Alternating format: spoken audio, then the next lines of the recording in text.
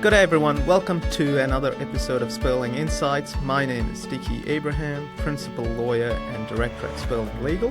And I'm Dania, a lawyer at Munro Doig, and I'm also Dicky's wife. Now, just a bit of housekeeping as usual before we get on with the episode. Everything we say or do in this episode should not be construed as legal advice. It's just two lawyers having a yarn about law, life, and everything in between. Now, in saying that, let's get on with the episode. Today, we have a very special guest. We've got Paul Evans from Toro Digital and Pillar and Scroll. Pillar and Scroll are my website designers, so they were incidentally the first business I engaged once I started Spurling Legal. Paul, welcome. Thank you for coming on the show. Thanks for having us. Really happy to be here. Well, good. Look, I know a bit about you, but for the benefit of viewers, can you tell us your story? How you got into sort of digital marketing and what you're doing now? Well, I studied marketing and multimedia design at uni, and I never thought coming out of a degree in marketing that I would join a law firm, but that was it. That was my first job. So I got a job at at the time was a pretty small, well, I say pretty small, it was 200 people, but when I tell you the name of the firm, it's a lot bigger now. It was HWL, which then became HWL Ebsworth, which I think is like the biggest partnership in Australia. But I joined them as a marketing person. I was a solo marketing person there and at the time. And so I was there for a few years. And after that, I joined another law firm, so another mid-tier firm in predominantly Melbourne. They were national, but very sort of Melbourne-centric, and headed up the marketing team there. I then worked at one of the bigger law firms, and look, working in a large firm wasn't for me, and I went out and set up Toro Digital, which, is a marketing agency. We work just with the legal industry, so with lawyers, barristers, legal tech companies, consultants, that type of thing. And about a year ago, we set up Pillar and Scroll, which is, more like a productized offering, or kind of like, fixed fee, fixed service sort of offerings for smaller firms, and kind of just happened organically after working with some smaller clients, and we really like working with them. So what is it about smaller clients that you enjoy working on? From my side, it's like a lot of it is just like the decision making is just quick and easy, but like the impact that we can have on a firm that's small, starting up, whether they're starting up or they're purposely small, you can just make such a bigger impact. You're dealing with the owners, everything we do kind of helps. Whereas in a larger firm, it's a lot more incremental. That makes sense. So you couldn't do that with Toro Digital. You had to set up Pillar and Scroll separately. Why did that come about?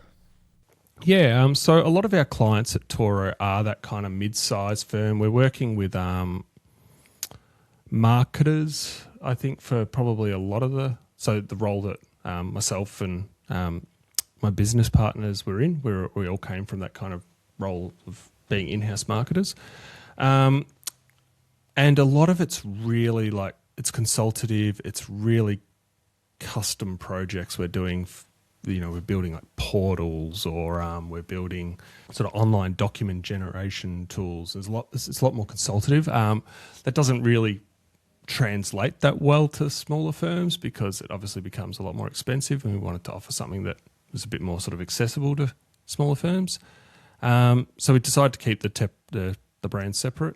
So we have one arm, which is that sort of agency model, and then Pillar and Scroll, which is that sort of fixed price, fixed scope, built specifically in mind. Like the services are built specifically in mind for smaller firms. So what sort of services do you offer at Pillar and Scroll besides just like website designing? Yeah, I just feel like I'm giving an ad here. So in Pillar we do. Predominantly, it started as websites. It's kind of what we've been known for with Toro even. But we're all marketers.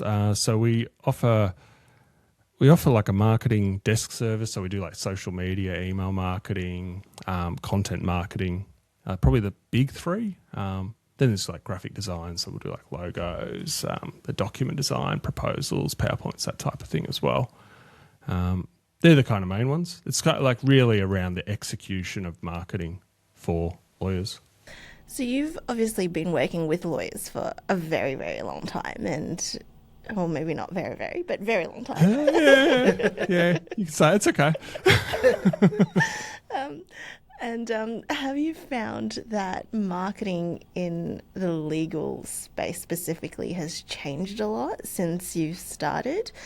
The fundamentals I don't think have changed, but obviously how you do them have. Like when I started at HWL, they had a website. That's what they had one. There was no sort of social media. Like I don't think it even existed. Mm-hmm. Email was, we would BCC our email list. Like it rather than using like a tool to actually do it properly. But I think fundamentally it's relationship driven. Like the way that most lawyers get their work, especially when they're working with businesses or sort of like high value private clients, it's all relationship driven. It's referrals. And I don't think that's changed at all. That's a great segue because all my work is relationship driven. In fact, the majority of my work is from referrers. And the first protocol for them is my website. Now, when I was trying to set up Spurling Legal, like everyone else, I considered doing the website on my own because there's plenty of tools out there where you can do it. Why is that perhaps not the best idea in the context of referrers to design the website yourself? Why is it better to engage someone like Mark Pillar and Scroll or Toro Digital to come in and do the website? I think the short answer to that is just professionalism. I think, as you said, Dicky, the first thing that people do when they've received a referral is look that lawyer up line. They look them up online. Like there's plenty of research on this, but it is like referral. It's like an 80-90% of work will come from referrals, and then 90+% will then go online, Google that lawyer's name, and go to their website. And I think that having that like first impression, it does matter. So it matters to the referrers, it matters to the prospects, matters to people joining your firm. It matters for a whole bunch of reasons. But to go back to just why more it matters to that referral piece is that doing it properly is a signal of credibility. Like it's showing from the outset you're not a fly-by-day operation. You're here to stay. Because no one wants to refer work to someone who's not going to be around in 6 months, that type of thing. Or just doesn't look the part, I think, is the other part. I mean, Dicky, what's your experience with it so far? Like, I think you guys did a great job with my website. And while I was preparing for this episode, I was speaking to Dania, and she pointed out how inspired I was by the work you guys did. So even the first sort of drafts, because we had that initial brainstorming session, I explained my vision of what I want to be, or what Spurling Legal needs to be, and what it should look like. And the fact that Pillar and Scroll was able to nail that vision from the start and develop that with me inspired me to try and get this going and do the best I can. I was thinking about it, and I thought, and my view was that if it felt like work to begin with, and I had to work to get you guys there, it sort of sucks the fun out of it. I'm not inspired by it, whereas it felt organic. It didn't feel like work. I was very excited about it, and Dania can attest to that. When each of your drafts came in and you've sort of nailed the colour schemes, the vision, and what I explained, it was really good to see, and that spurred me on to try and get back to you and give as much information as you need so that you can continue to develop that vision. So I think it's incredibly important to nail that first impression, because first impressions matter in our business a lot. Like you mentioned, referrals always go to your website, and if it is not professional, or if it is not what they expect, because if it doesn't match up with the person that they think they're referring to, then all of a sudden that creates doubt, and a sliver of doubt is enough for them to move on to someone else. Oh, agreed. I think, can I just add something? Often it's the process of like writing the content for the website, picking the colours, that type of stuff is important, but a lot of it's around the content and what you're going to say. And that's so much more than just like putting a website together. It's actually thinking about how you communicate your business to people.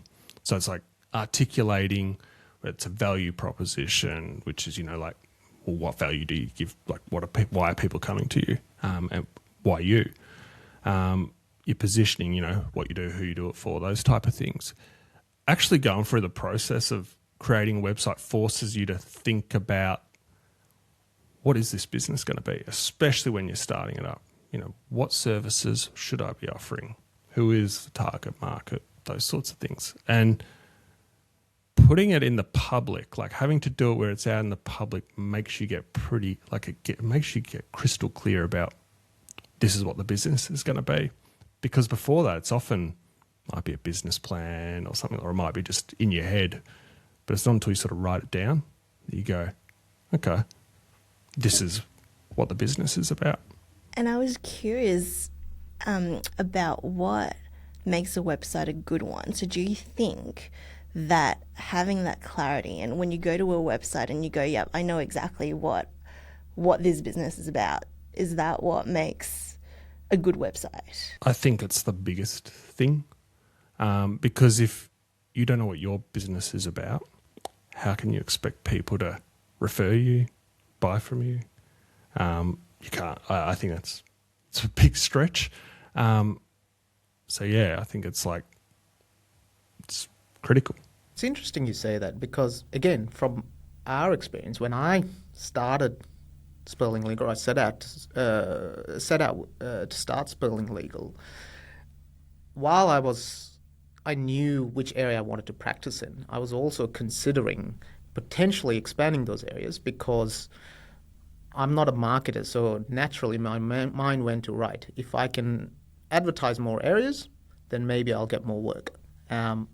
Again, I was cautioned about that approach by you, which didn't really compute with me, but I trusted your guidance, I trusted your expertise, and at that point, we set about setting up the website and the areas that I practice in. But I see the value in it now, because there are some colleagues of mine who've sort of set up like I have. They practice in a specific area of law, but then they've gone on to start their own practice, and they're worried about potentially not getting enough work, so they've advertised other areas.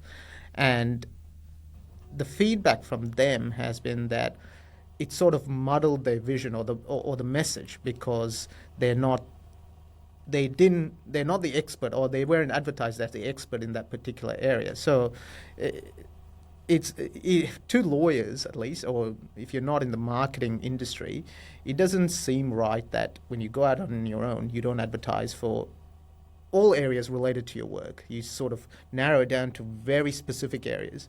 And especially for a lot of lawyers coming out from top-tier, mid-tier boutique firms, those firms practice across a all areas of law. It's usually a full-service firm.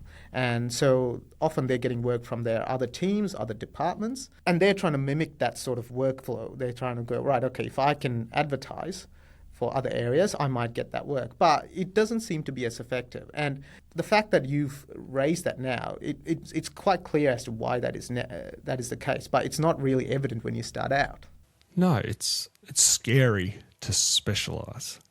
And I think it doesn't mean you have to decline other work, but it's very hard to if you think about it from the perspective of referrers, or you think about it from the perspective of clients.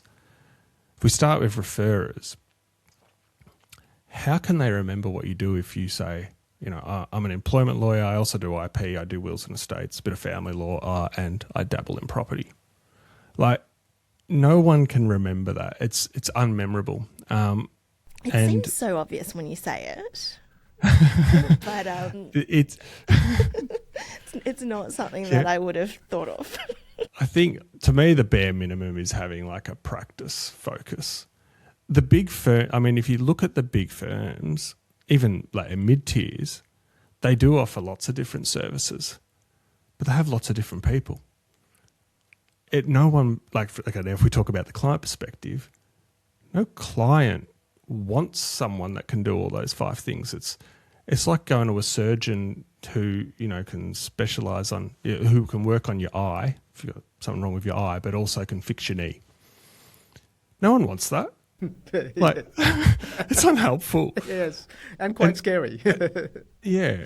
People, I think if you do sort of work that's like relationship, when I say relationship driven, like you have a client that you have a lot of ongoing work with, they can want someone who has that sort of maybe broader thing, but it is rarely the reason that someone will come to you in the first instance.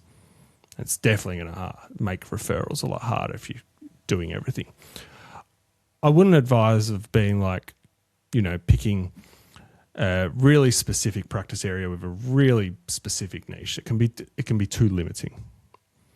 But I think trying to do everything for everyone, and it's a 1-person business, even a 5-person firm, it's just not believable. I think it's the only shortcut I've ever seen in marketing is having that focus, because it's the thing that people can, as I said, recall. They can talk about it quite easily. They get it. Clients love it because they go, okay, I'm dealing with a specialist. This is what they do. A really other important thing is a lot of lawyers will get referrals from other lawyers. When you claim to do everything, that can dry up as a result, because now you're a competitor.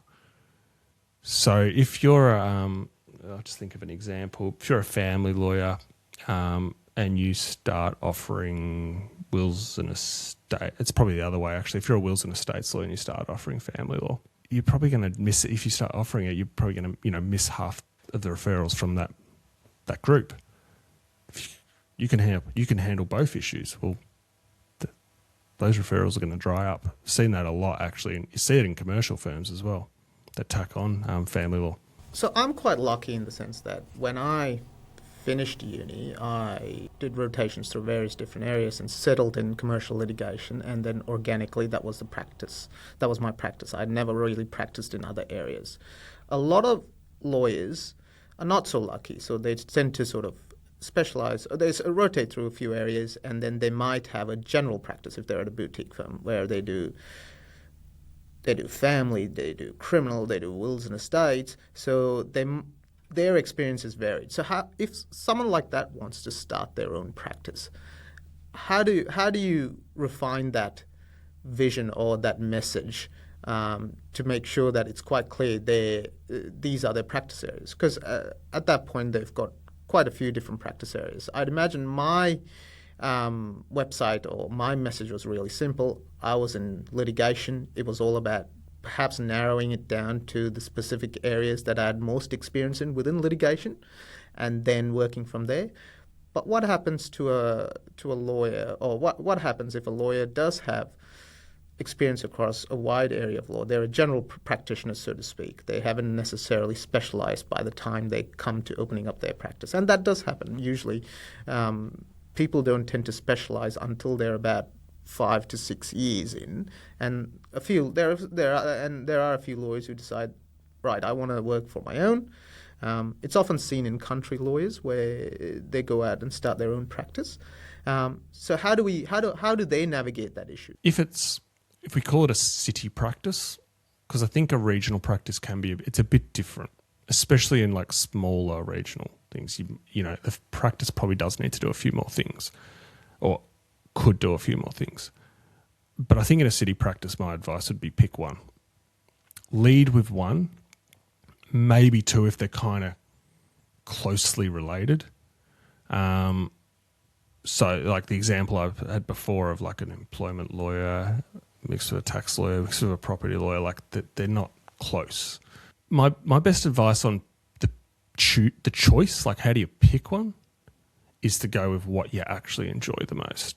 Don't go what's necessarily the most lucrative, because you need to follow this through. Like this sort of choice isn't something that you should be changing every 6 months.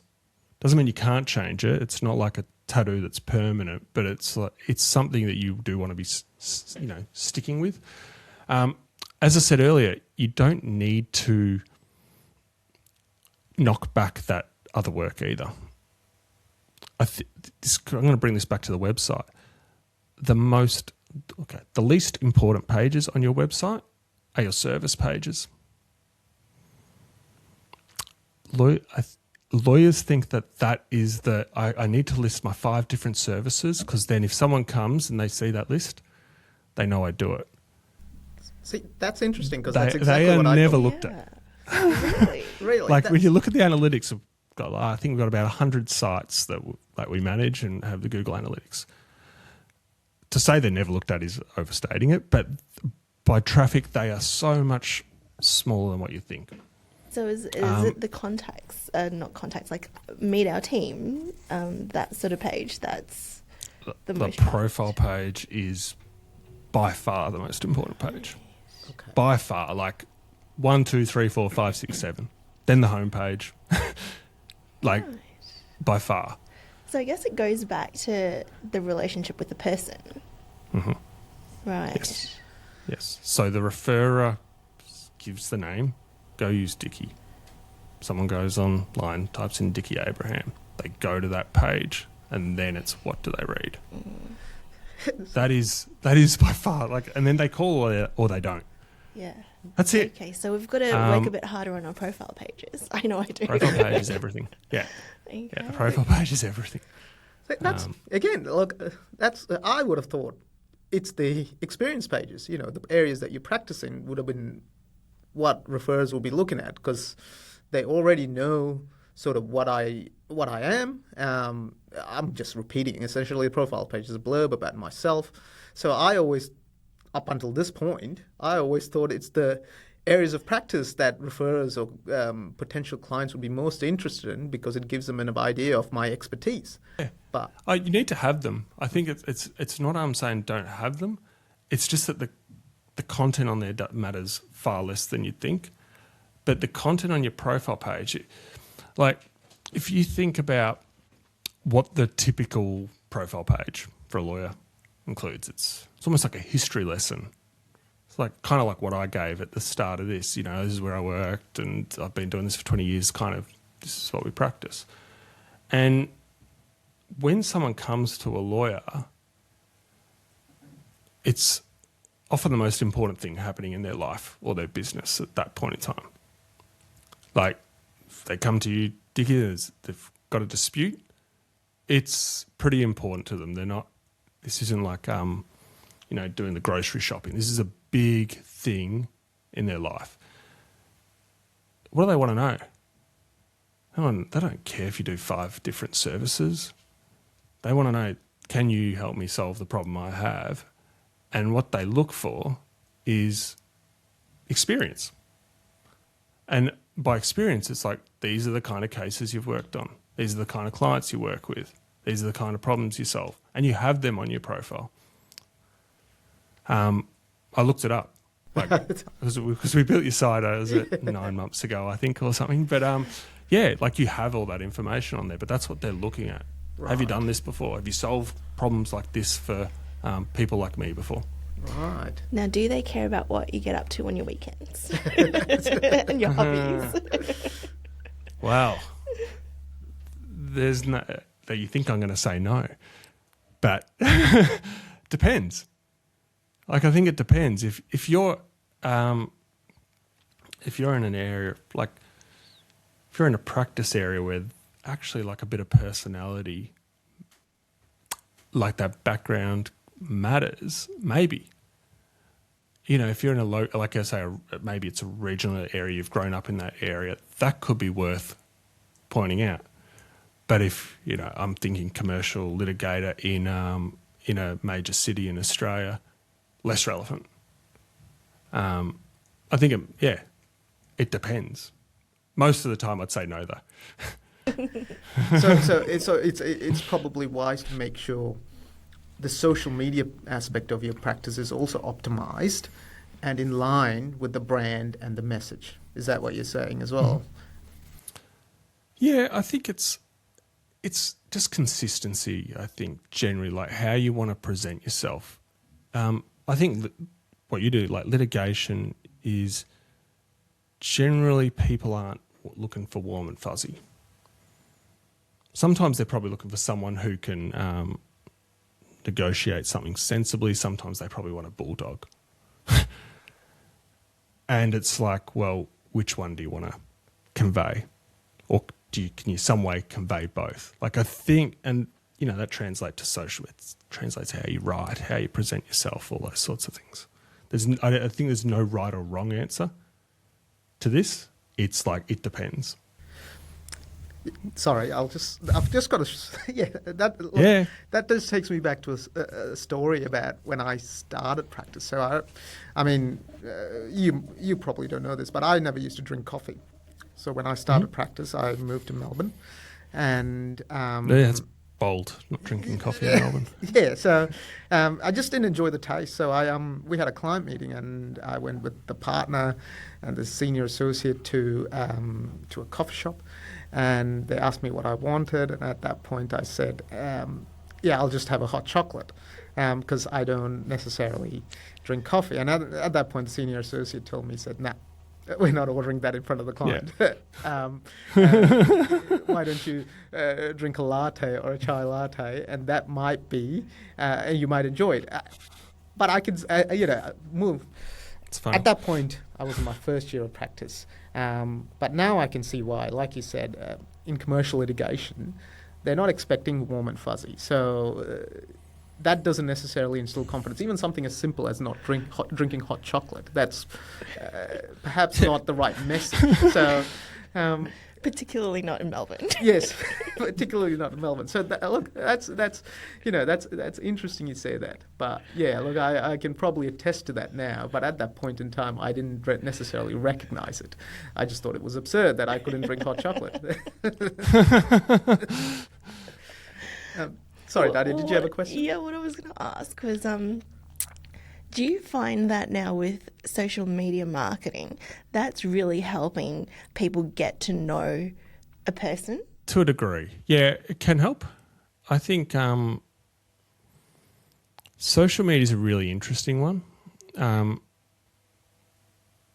It's far less effective than people think, I think. But it can help. So it can help, get in front of people with scale, for want of a better term. So the problem, though, is the amount of noise on there.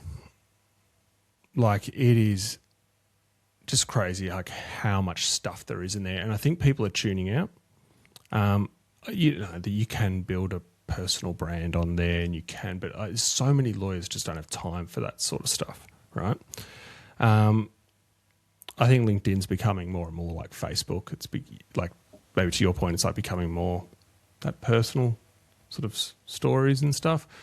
It's not how clients, if we're talking hardcore, how do we get clients? It's not how clients buys that are on social media, looking for a lawyer.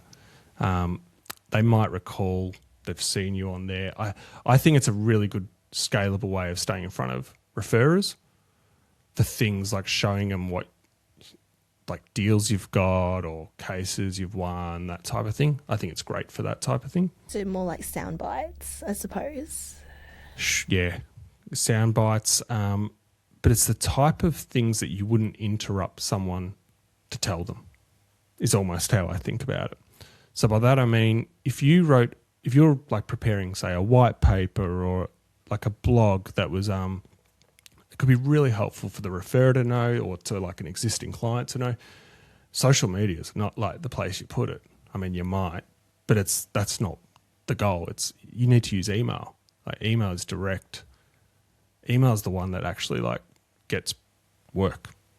People respond to them. It works. Social's more like your broad brush. People kind of know what you do. Okay, and you're just reminding them. That's been my experience. I'm sure there are lawyers that have had, been really successful using it, but most of our clients don't have that kind of time to be, posting every day and coming up with content all the time. I also think social media is more effective for certain practice areas than others.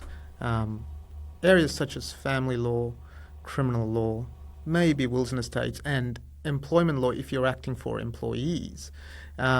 Social media appears to be quite effective, at least the feedback I get from lawyers practicing in that area, because the type of clients they service are quite prevalent on social media. Whereas if you're an M&A lawyer or a litigator or an environmental lawyer or even an administrative lawyer working, then it's far less effective because your clients are not necessarily as prevalent. They're coming through referrers, they're consulting their trusted advisors to begin with before they come to you. So I think my view is that, and you can correct me if I'm wrong, but my view is that social media is more effective for practice areas which deal with people or people's issues like family law, criminal law, wills and estates. Whereas if you're dealing with businesses or professionals, then it's less effective because, again, the matters and disputes matters or issues you're dealing with, the client is not going to look you up on social media. They are going to go to their trusted advisors. And I say this because initially we ran a Google Ads campaign just for that first 2 months, just to see what would happen. And I had my expectations. I didn't expect to receive a lot of work from it because that's not how my clients come to me. They don't look up litigation lawyer on Google. Not good ones. Yeah, exactly. They tend to go to their accountant or their financial planner or their trusted advisor, and then he or she refers them to Dicky Abraham, have a look at his website, and then they come to me. So my view is that it is effective. Social media is effective, but only certain practice areas. And if you're in those practice areas, you've got to tailor that message carefully and curate that carefully as well. But if you're in one of the practice areas where you're dealing with businesses, it's far less effective. Yeah, I think you could. I think just to reiterate, like you can use it to stay in front of referrers. I use this sort of framework. If you have $100, $1,000, whatever, it doesn't matter. Just pick a number. Social media, and you've got to allocate that $100 to marketing. Maybe $2, maybe $5. Like it's not the thing that's going to move the needle unless you're like hardcore committed to it. But I think that's doing it on hard mode, like trying to build a practice off like just say LinkedIn posts or something like that. Most of the lawyers that we work with are far too busy to do that. It's, the time commitment required to do that well. Yeah, it's pretty significant. So yeah, I think it's a tool in the toolkit. It's like, how do you build referral relationships is the bigger question. If someone was starting out and they're looking at their marketing budget, where would you suggest that they focus their efforts? Efforts or budget? And they kind of, they can be... well, I suppose both then. Efforts, when if they're starting out and they don't have a strong client base yet, I would be writing down everyone they know. Like, just this is where to spend time, is write down everyone you know, start creating a bit of a priority list of people you need to reach out to.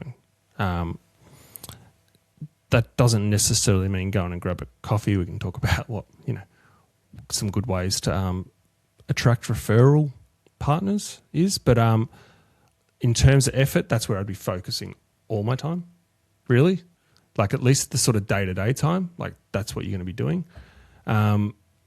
Budget, I mean, obviously I'm biased, but I think having a really good like logo and visual identity up front, a good website, you don't need necessarily a website with all the bells and whistles.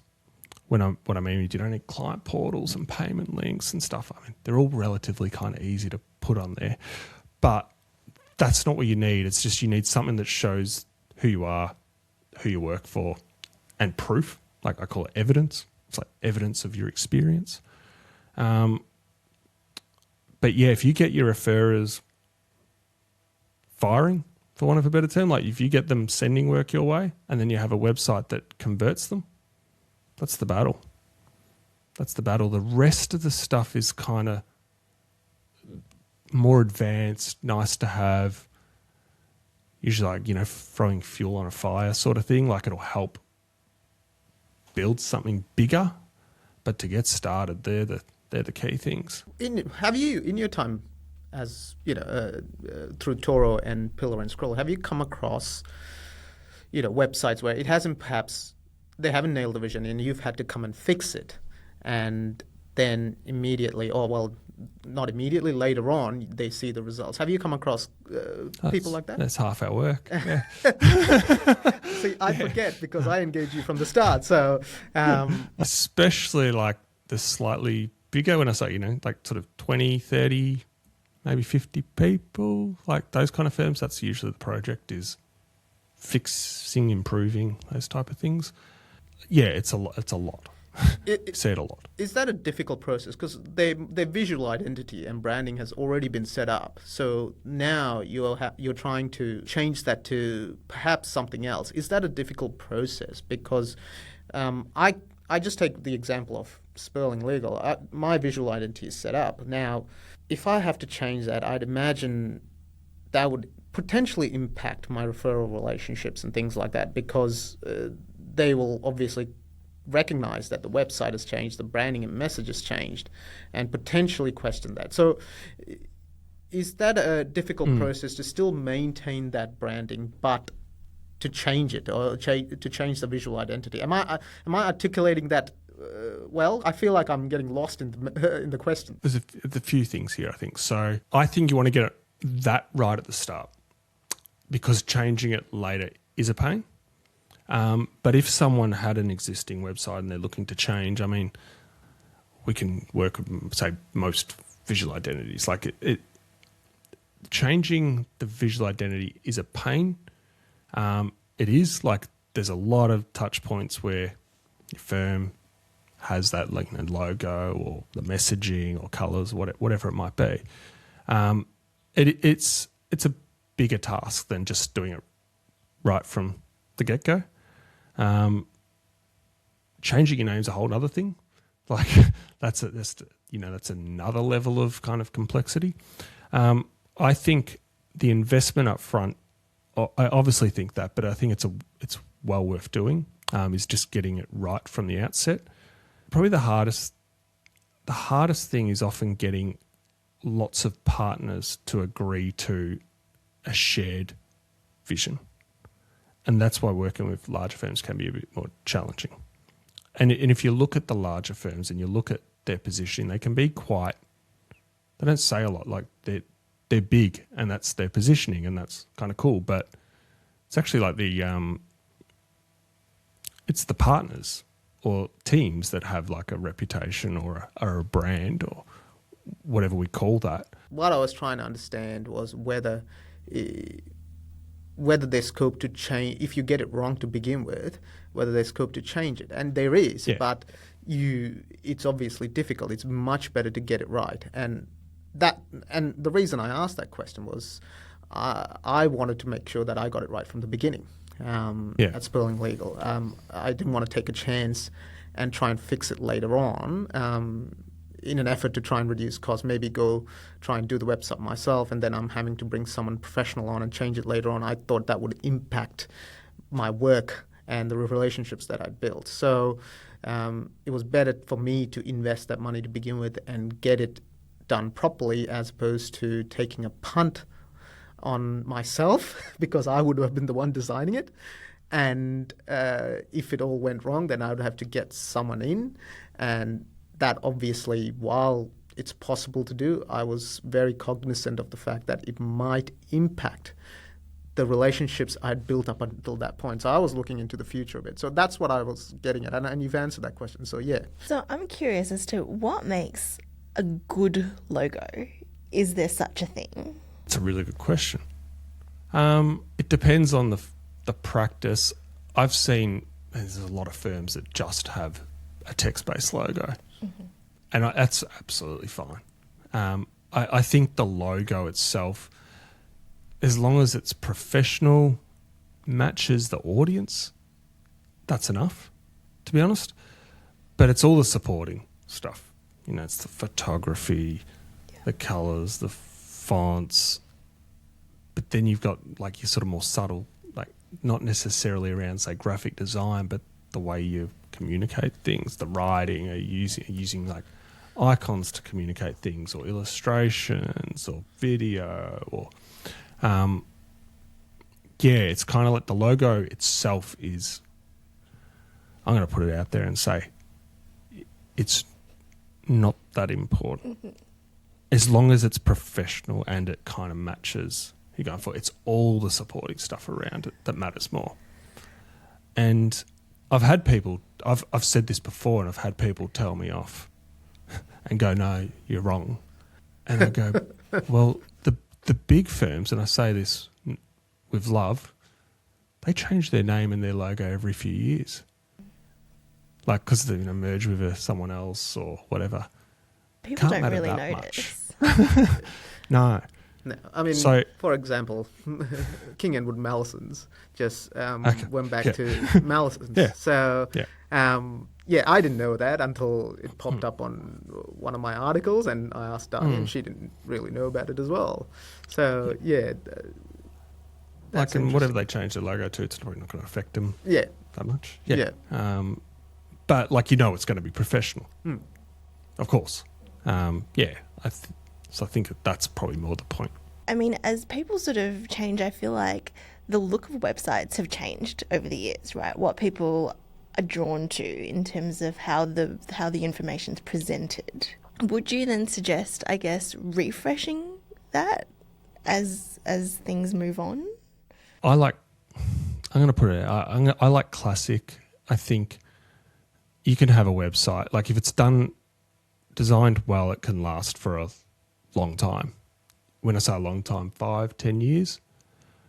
It shouldn't be something you need to do every year or two, because trends do change. I remember I did a rebrand project when I was working at one of those firms, and they're still using it 20 years later. That's good. That's what you want. Like, not picking colours that are going to be, out of fashion quickly. I think the bigger thing would be you always want it to look like it's, as I keep saying, it's like professional, but timeless is good.